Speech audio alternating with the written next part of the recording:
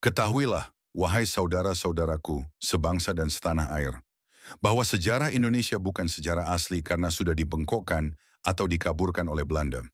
Ada tiga cara untuk melemahkan dan menjajah suatu negeri. Satu, kaburkan sejarahnya.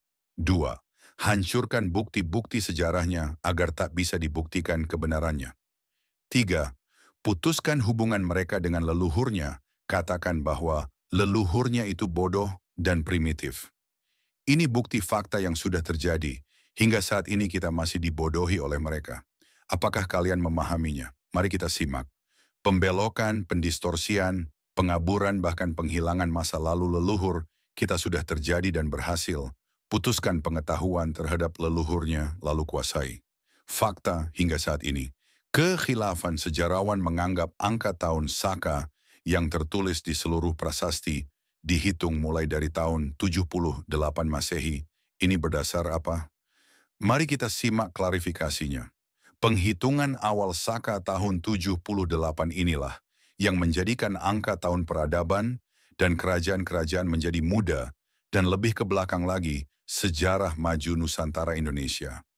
Terdahulu menjadi hilang sebelum tahun itu. Seolah tidak ada peradaban di tanah ini. Bahkan sudah terlabeling kerajaan-kerajaan Nusantara. Situs-situsnya juga ajarannya berdasar dari India.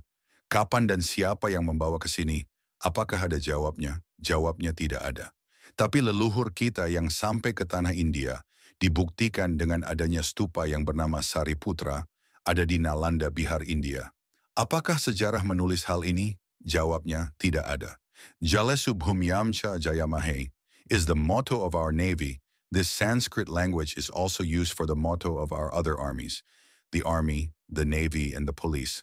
Our predecessors in the past conquered King Salivahana of South India in 78 AD.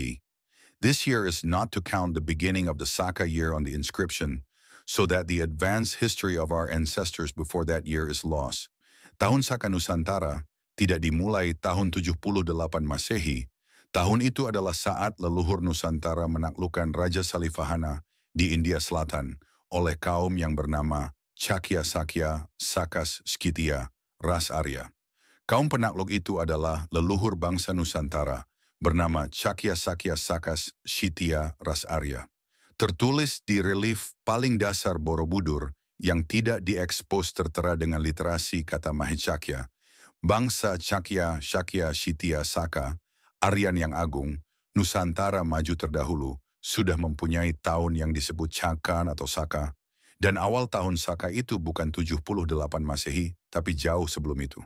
Sejatinya, di tahun 78 Masehi itulah daerah taklukan di India memakai awal perhitungan kalendernya. Bukan untuk menghitung tahun awal Saka di prasasti, di mana kaum itu berasal, leluhur bangsa Nusantara. Fahami, ini proses Indianisasi Nusantara agar hilang sejati diri bangsa ini. Sekali lagi, jangan ikut menjadi propaganda Indianisasi dari niatan dan kerja George Coates, yang sampai saat ini pencatatan sejarah kita masih tertulis dengan konsep-konsep kolonialisme penjajah yang jelas ingin merampok dan menguasai tanah ini. Demi kembalinya sejarah benar dan mengulang kembalinya kejayaan Nusantara, bagikan video ini ke medsos kalian. Tulis komentar, klik subscribe, dan like. Dukungan kalian menjadikan perubahan untuk bangsa ini. Ikuti kajian dari Santo Saba selanjutnya. Terima kasih.